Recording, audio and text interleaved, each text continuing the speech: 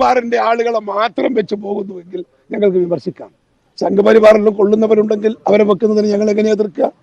കോൺഗ്രസിന്റെ അകത്ത് എല്ലാവരെയും വെക്കാൻ പറ്റില്ല. വെക്കാൻ പറ്റുന്ന ഒരുപാട് ആളുകളുണ്ട്. അവരെ വെക്കുമ്പോൾ ഞങ്ങൾക്ക് സന്തോഷമാണ്. ഞങ്ങളത് സ്വീകരിക്കും. അത് ഗവർണറുടെ ഉത്തരവാദിത്വം ഏറ്റെടുക്കേണ്ടത് ഞങ്ങളുടെ ഉത്തരവാദിത്വം. ഞങ്ങളത് രാഷ്ട്രീയം തിരിച്ചു കാണാൻ ആഗ്രഹിക്കുന്നില്ല. ഈ വന്നിരിക്കുന്നവർ ആ പോസ്റ്റിൽ ഇരിക്കാൻ യോഗ്യരാണോ എന്നതാണ് ഞങ്ങൾ പരിശോധിക്കുന്നത്. അത് യോഗ്യരല്ലാത്തവരാണ് എന്ന് തോന്നിയാൽ ഞങ്ങൾ അതിനെതിരെ ഞങ്ങൾ പരിശോധിച്ചുകൊണ്ടിരിക്കുകയാണ്. അതേ തിരുത്തിയല്ലോ. നമുക്കിപ്പോ സംസാരിക്കുമ്പോൾ ചിലപ്പോൾ നമ്മൾ ഉദ്ദേശിക്കാത്ത തരത്തിൽ കാര്യങ്ങൾ വരുമ്പോൾ നമ്മളത് കറക്റ്റ് അതിനെല്ലാം അപ്പം തന്നെ തിരുത്തുക. അത് ചൂണ്ടിക്കാണിച്ച് കൊടുക്കാൻ പറഞ്ഞുള്ള ഒരു അപകടം അദ്ദേഹത്തിന് മനസ്സിലാവുകയും അദ്ദേഹം അത് കൃത്യമായി ചെയ്യുകയും ചെയ്തു. അദ്ദേഹം അത് ക്ലാരിഫൈ ചെയ്തു. അത് പറഞ്ഞപ്പോൾ അങ്ങനെ ആയിപ്പോയതാണ്. അദ്ദേഹം അത് ക്ലാരിഫൈ ചെയ്തു. അദ്ദേഹം അത് തിരുത്തി. അത്ഭുതകരമായ സ്റ്റേറ്റ്മെൻറ്റാണ് ഇന്നലെ KPCC പ്രസിഡന്റിൻ്റെ ഭാഗത്തുനിന്ന് ഉണ്ടായത്. സുധാകരനെ പോലെയുള്ള KPCC പ്രസിഡന്റ് ഇതിനെല്ലാം വെള്ളപൂശി കാവ്യവൽക്കരിക്കുന്നതിന് വേണ്ടി പൂർണ്ണമായിട്ടും കൂട്ടുനിൽക്കുന്നു എന്ന് വരുമ്പോൾ ജനാധിപത്യ വിശ്വാസികളായ കോൺഗ്രസ്സുകാരുൾപ്പെടെ ഈ KPCC പ്രസിഡന്റിൻ്റെ ഈ നിലപാടിനെതിരായിട്ട് മുന്നോട്ടേക്ക് വരുമെന്ന് തന്നെയാണ് ഞാൻ പ്രതീക്ഷിക്കുന്നത്. നമസ്കാരം. RSSനോടും BJPയോടും മൃദു സമീപനമാണ് ഉള്ളതെന്ന ആക്ഷേപം കെ സുധാകരൻ ഇന്നോ ഇന്നലെയോ നേരിടുന്നതല്ല. അദ്ദേഹത്തിൻ്റെ രാഷ്ട്രീയത്തിന് തുടക്കം മുതൽ ആ ആരോപണമുണ്ട്.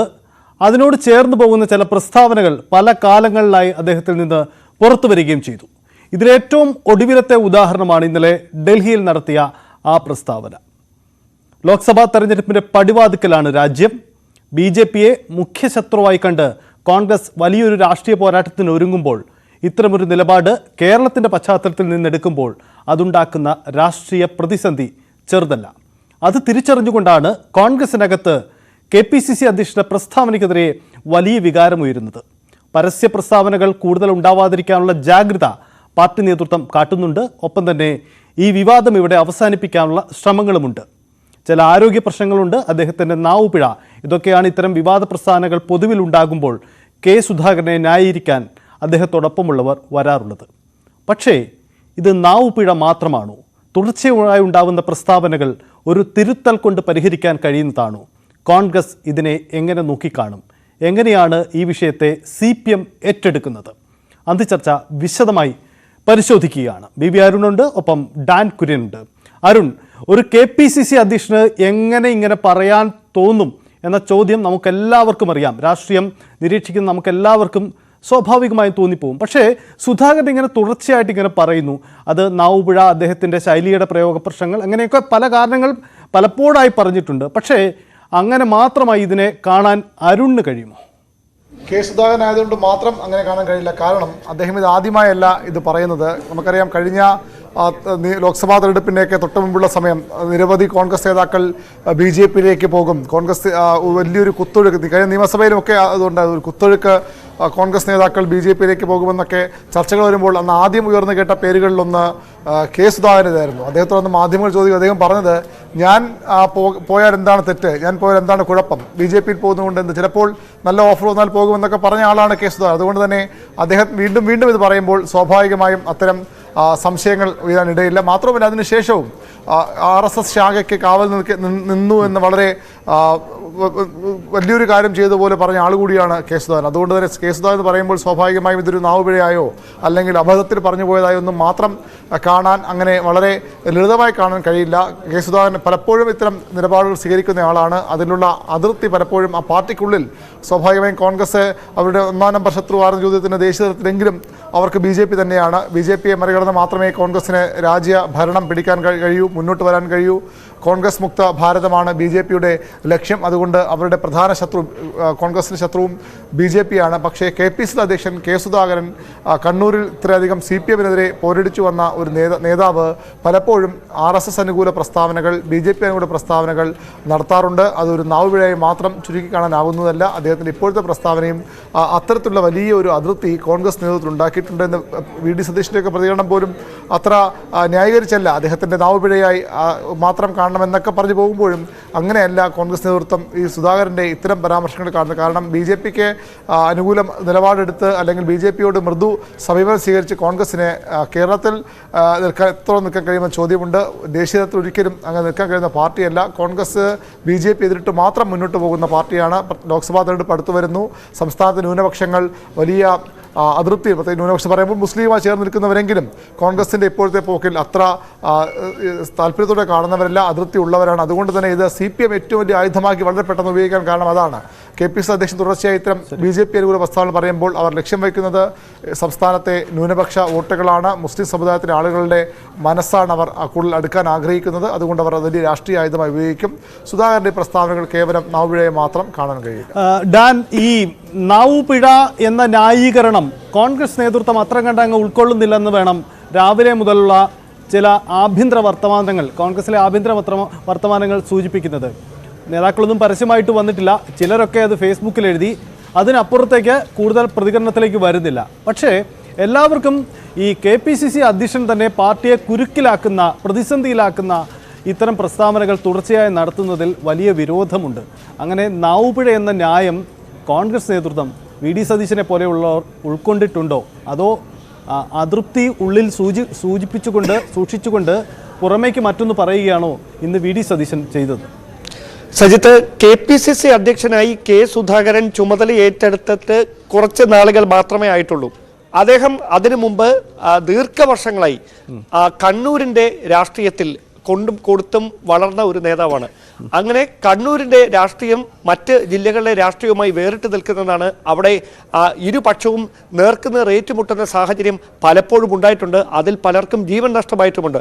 സ്വാഭാവികമായി അദ്ദേഹത്തെ അനുകൂലിക്കുന്നവർ മുമ്പോട്ട് വെക്കുന്ന പ്രധാനപ്പെട്ട ന്യായം, കണ്ണൂർ പോലെയൊരു സ്ഥലത്ത് അദ്ദേഹത്തിന് അല്ലെങ്കിൽ കോൺഗ്രസ് പ്രവർത്തകർക്ക് പിടിച്ചു നിൽക്കണമെന്നുണ്ടെങ്കിൽ തനിച്ച് കഴിയാത്ത ഒരു സാഹചര്യമുണ്ട്.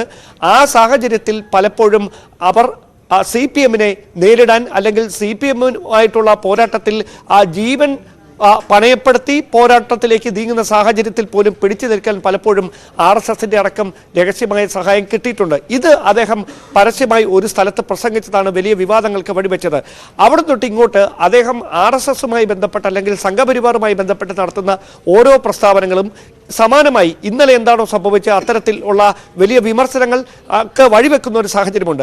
അതിനിടയിലും കോൺഗ്രസിനുള്ളിൽ നിന്ന് ഇത്തരത്തിൽ ഒരു വിമർശനം ഇപ്പോൾ ഉയരുന്നുണ്ടെങ്കിൽ അതിൽ കൃത്യമായി കോൺഗ്രസിനുള്ളിലെ നിലവിൽ ഉള്ളവരിൽ നേതൃസ്ഥാനത്തിരിക്കുന്നവരിലെ ഏറ്റവും ക്രൗഡ് പുള്ളറായ ഒരു നേതാവാണ് K സുധാകരൻ. ഈ വിവാദങ്ങളൊക്കെ ഉണ്ടാകുമ്പോഴും ഈ വിവാദങ്ങൾക്കൊക്കെ അദ്ദേഹത്തിൻ്റെ പ്രസ്താവനകൾ കാരണമാകുന്ന സാഹചര്യം ഉണ്ടാകുമ്പോഴും കോൺഗ്രസിനുള്ളിലെ ഏറ്റവും ക്രൗഡ് പുള്ളറായിട്ടുള്ള നേതാവാണ് K സുധാകരൻ. അതിൽ നേതാക്കൾക്ക് തർക്കമില്ല. പക്ഷേ അദ്ദേഹം അത്തരത്തിൽ ഒരു നേതൃസ്ഥാനത്ത് തുടരുകയും അദ്ദേഹത്തിൻ്റെ കണ്ണൂർ ശൈലി തന്നെ KPCC അധ്യക്ഷ സ്ഥാനത്ത് ഇരുന്നുകൊണ്ട് തുടരുകയും ചെയ്യുമ്പോൾ ഇത്തരത്തിലുള്ള പ്രസ്താവനകൾ നടത്തുമ്പോൾ അത് കൃത്യമായി പാർട്ടിയെ മുഴുവൻ പ്രതിരോധത്തിലാക്കുന്ന ഒരു സാഹചര്യത്തിലേക്ക് പോകുന്നു എന്നാണ് അദ്ദേഹത്തോട് വിയോജിപ്പ് ഉള്ളവർ ഇപ്പോൾ രഹസ്യമായെങ്കിലും നമ്മളോടക്കം പങ്കുവെക്കുന്നത്.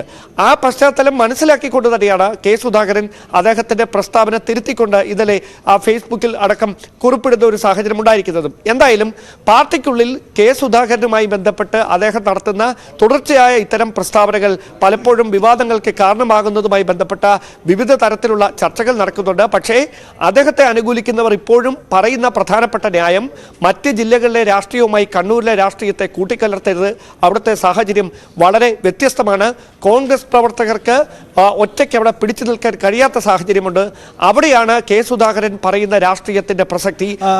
ഡാൻ, അതിൽ എൻ്റെ ഒരു വിയോജിപ്പ്, ഈ K സുധാകരൻ ഇപ്പോൾ കണ്ണൂരിൻ്റെ നേതാവല്ല. അദ്ദേഹം കണ്ണൂരിൽ നിന്നുള്ള പാർലമെന്റ് അംഗമായിരിക്കാം, പക്ഷേ അദ്ദേഹം സംസ്ഥാന കോൺഗ്രസിൻ്റെ അധ്യക്ഷനാണ്.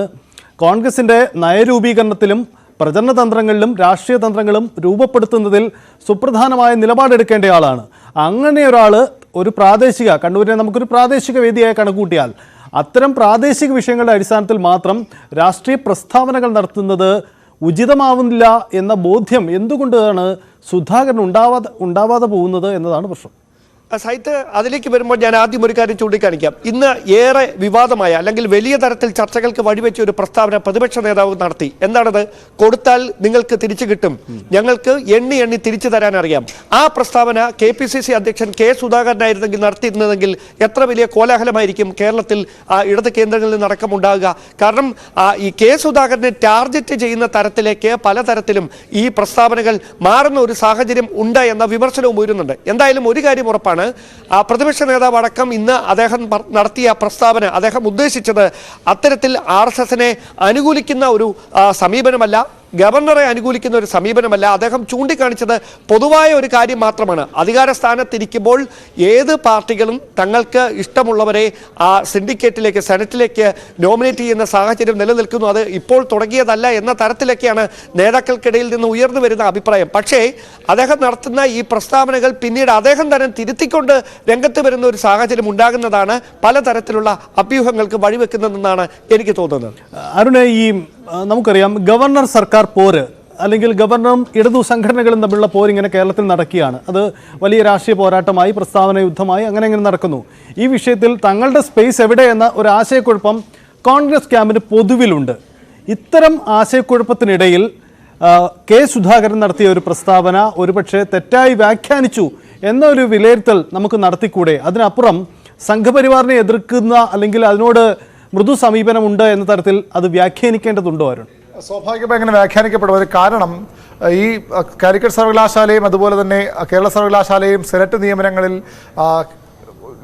ഗവർണർ നൽകിയ ലിസ്റ്റ് അത് പൂർണ്ണമായും RSS സംഘപരിവാർ അനുകൂലികൾ മാത്രമല്ല എന്നൊരു വാദം, ഒരു വിമർശനം CPM കേന്ദ്രം ഉന്നയിക്കുന്നുണ്ട്.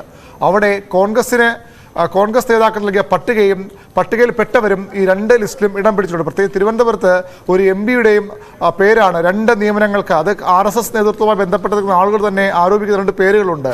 ഒരാൾ ഒരു വ്യവസായിയാണ്. വ്യവസായം എന്ന് പറയുമ്പോൾ തലസ്ഥാനത്തെ പ്രധാനപ്പെട്ട കാര്യങ്ങളിലൊക്കെ നിറഞ്ഞു നിൽക്കുന്ന ഒരു വ്യവസായി, ഒരു ബിൽഡർ മേഖലയിൽ, ബിൽഡിംഗ് മേഖല, അങ്ങനെയുള്ള റിയൽ എസ്റ്റേറ്റ് മേഖലയിൽ നിൽക്കുന്ന ഒരാൾ, മറ്റൊരാൾ ഒരു ആശുപത്രിയുടെ മേഖലയിൽ നിന്ന് പ്രവർത്തിക്കുന്ന ഒരാൾ. അങ്ങനെ രണ്ടുപേരുടെ പേരുകൾ നാമനിർദ്ദേശം ചെയ്തത് അല്ലെങ്കിൽ പേരുകൾ ഈ പട്ടികയിൽ ഉൾപ്പെടുത്തിയത് തലസ്ഥാനത്തെ BJP നേതാക്കൾ നൽകിയ പട്ടികയിൽ നല്ല പകരം തലസ്ഥാനത്തെ ഒരു MP നൽകിയ, ഒരു കോൺഗ്രസിന്റെ പ്രധാനപ്പെട്ട നേതാവ് നൽകിയ പട്ടികയിൽ നിന്നാണ് പേരുകൾ വന്നെന്ന വിമർശനം CPM കേന്ദ്രങ്ങൾ രഹസ്യമായും പരസ്യമായും ഒക്കെ ഉന്നയിക്കുന്നുണ്ട്. അതുകൊണ്ടാണ് ഈ പട്ടിക BJP കോൺഗ്രസ് ബന്ധത്തിന് തെളിവായി. എന്തുകൊണ്ട് കോൺഗ്രസ് നേതാക്കൾ ഇത്രയും ദിവസം അത്ര അഗ്രസീവായി സമരരംഗത്ത് ഗവർണർക്കെതിരെ സർവകലാശാലകളിൽ, സെനറ്റുകളിലേക്ക് പിന്നീട് സിൻഡിക്കേറ്റിലുമൊക്കെ RSS അനുകൂലികളെ കുത്തിനിറക്കാൻ ഗവർണർ ശ്രമിക്കുമ്പോൾ അതിനെതിരെ സ്വാഭാവികമായും ഇടതുപക്ഷത്തിന് വിയോജിപ്പുണ്ടാകും. അതിനൊപ്പം തന്നെ വിയോജിപ്പ് പ്രകടിപ്പിക്കേണ്ടവരായിരുന്നു കോൺഗ്രസ്. അതിനവർ തയ്യാറാകാത്തെന്ന ചോദ്യത്തിന് CPM കേന്ദ്രങ്ങൾ, ഇടത് കേന്ദ്രങ്ങൾ നൽകുന്ന മറുപടിയും വിമർശനവും ഈ ലിസ്റ്റിൽ ഉൾപ്പെട്ടിട്ടുള്ള കോൺഗ്രസ് അനുകൂലികൾ അല്ലെങ്കിൽ കോൺഗ്രസ് നേതാക്കൾ നാമനിർദ്ദേശം ചെയ്തു എന്നിവർ ആരോപിക്കുന്ന പേരുകളാണ്. അതാണ് അതിലൊരു പ്രശ്നം. മറ്റൊന്ന്, ഇത്തരത്തിൽ ഈ പേരുകൾ നൽകുമ്പോഴും ഇന്ന് ഒരു സമരം നമ്മുടെ സർവകലാശാല ആസ്ഥാനത്ത്, കേരള സർവകലാശാല ആസ്ഥാനത്ത് മുൻപിലുണ്ടായിരുന്നു. നമ്മൾ രാവിലെ ആ വാർത്ത റിപ്പോർട്ട് ചെയ്തതാണ്.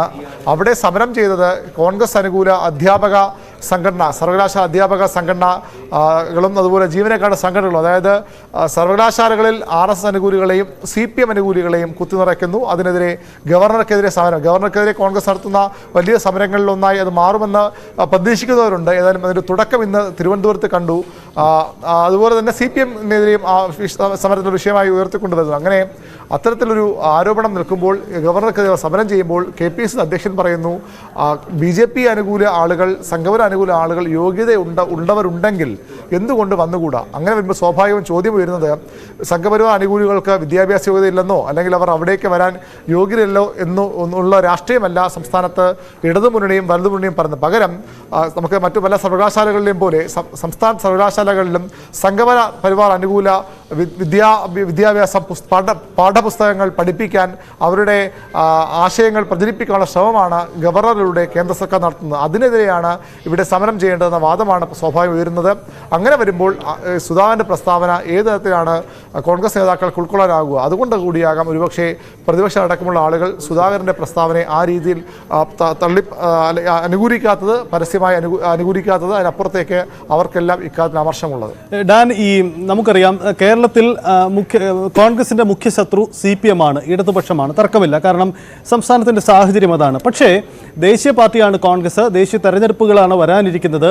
ഈ പശ്ചാത്തലത്തിൽ ദേശീയ തലത്തിലുള്ള പൊതു സാഹചര്യം മനസ്സിലാക്കാതെ രാഷ്ട്രീയ നിലപാടുകൾ എടുക്കാനും കഴിയില്ല എന്ന ഒരു വസ്തുത കൂടിയുണ്ടല്ലോ. പലപ്പോഴും കോൺഗ്രസ് അത് മറന്നു പോകുന്നു എന്ന സംശയമാണ് ഉയരുന്നത്. കാരണം പൊതുവിൽ ഈ കേന്ദ്ര സ്ഥാപനങ്ങളെ ഉപയോഗിച്ച് അതത് സംസ്ഥാനങ്ങളിൽ രാഷ്ട്രീയം തിരികെ കയറ്റാൻ ശ്രമിക്കുന്നു, പാഠപുസ്തകങ്ങളിലേക്ക് കൊണ്ടുവരാനുള്ള ശ്രമങ്ങൾ, ഒപ്പം ഗവർണറെ ഉപയോഗിച്ചുകൊണ്ട് അതത് സംസ്ഥാനങ്ങളിൽ നടത്തുന്ന രാഷ്ട്രീയ പ്രയോഗം, ഇതൊക്കെ കോൺഗ്രസ് അടക്കമുള്ള പ്രതിപക്ഷ മുന്നണി നേതൃത്വം പല ഘട്ടങ്ങളിലായി ഉയർത്തിക്കാട്ടിയ കാര്യമാണ്. അത്തരം കാര്യങ്ങളിൽ ഇപ്പോൾ ഏറ്റവും ഉദാഹരണം പറയാം, ഈ ഗവർണർ വിഷയത്തിൽ പോലും എന്തുകൊണ്ടാണ് KSUവിനും യൂത്ത് കോൺഗ്രസിനും ആ വിഷയത്തിൽ ഒരു ചെറുവിരലനക്കി ഒരു സമരത്തിലേക്ക് വരണ്ട എന്ന ആലോചന അവർ നടത്തിയത്? ഇപ്പോൾ തങ്ങൾ ആ വിഷയം ഏറ്റെടുക്കണ്ട എന്നത് ഒരു സ്ട്രാറ്റജിക് പ്ലാൻ ആണോ, അതോ ഇതല്ലെങ്കിൽ ഈ വിഷയം മറന്നു പോകുന്നത് കൊണ്ടാണ്? സൈത്ത്, അവിടേക്ക് വരുമ്പോൾ ഒരു കാര്യം വളരെ പ്രസക്തമാണ്. അതായത് രണ്ട് കൈകൾ കൂട്ടിയൊടിക്കുമ്പോൾ മാത്രമാണ് ഒച്ചയുണ്ടാകുന്നത്.